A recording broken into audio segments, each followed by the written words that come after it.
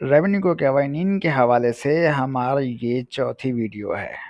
ہماری اس awareness campaign کا مقصد ہے کہ عوام الناس تک وہ اصطلاحات بآسان طریقے سے پہنچ سکیں جو ہمارے ریونیو کے قوانین میں استعمال ہوتی ہیں، اور ان اصطلاحات کا مطلب کیا ہے، اور وہ اصطلاحات جو ریکارڈ کی صورت میں کون کون سے دفاتر میں موجود ہوتی ہیں، کہاں وہ تیار کی جاتی ہیں، اور وہ ریکارڈ کہاں سے حاصل ہوتا ہے۔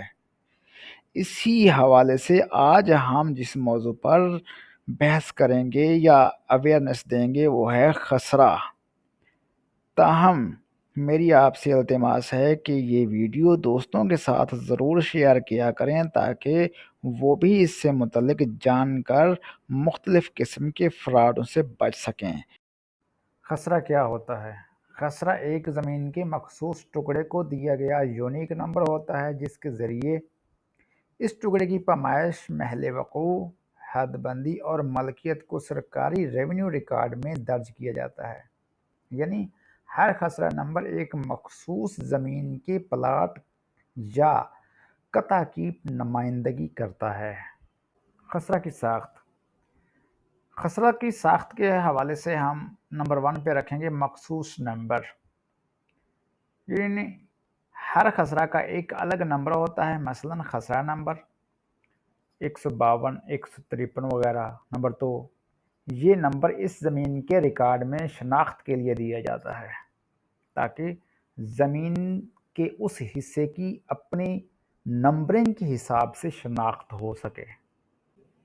خسرہ کی ساخت میں ہم دوسرے نمبر پر رکھیں گے مخصوص نمبر یا مخصوص پیمائش۔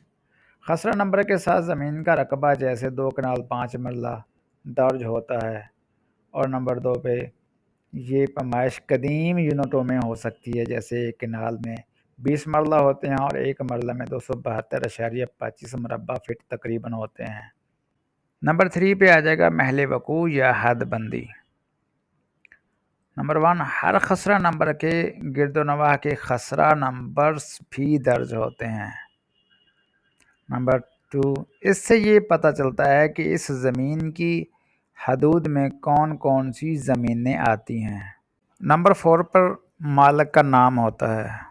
اس زمین کا مالک یا مالکان، ان کے حصے اور حقوق کا ریکارڈ خسرہ نمبر کے ساتھ ہی درج ہوتا ہے۔ اب ہم جانیں گے خسرہ کا ریکارڈ کہاں درج ہوتا ہے۔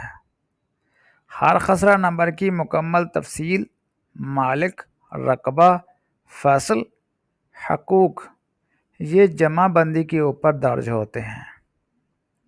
کسی مخصوص خسرہ نمبر کی انفرادی دستاویز یہ فرد ملکیت کے اوپر درج ہوتے ہیں۔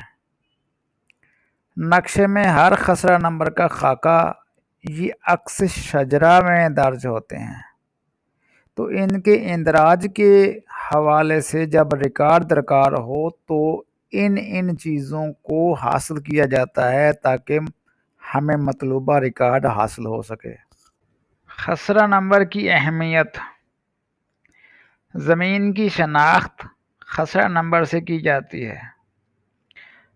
شناخت عدالت، پٹواری، سب رجسٹرار، بینک وغیرہ سب اسی نمبر پر فیصلہ کرتے ہیں، یہ اس کی قانونی حیثیت ہے۔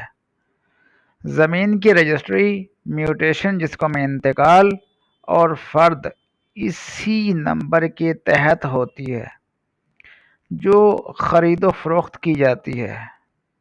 اگر زمین پر تنازع ہو تو خسرہ نمبر ہی بنیاد ہوتا ہے۔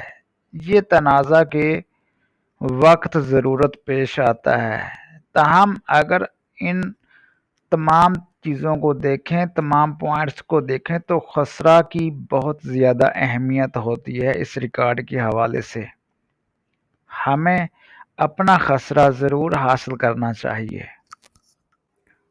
اب ہم جانیں گے کہ خسرہ کا ریکارڈ کہاں سے حاصل ہوتا ہے۔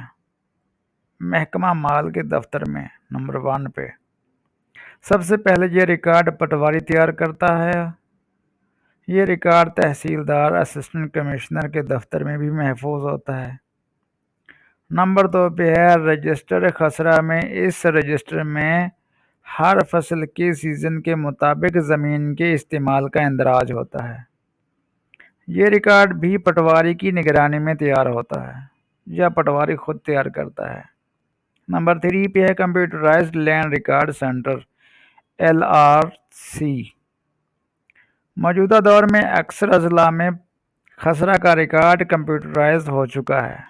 عوام زمین کا ریکارڈ سینٹرز یا محکمہ مال کی ویب سائٹ مثلاً PLRA سے آن لائن بھی خسرہ نمبر کے ذریعے زمین کی تفصیل دیکھ سکتے ہیں۔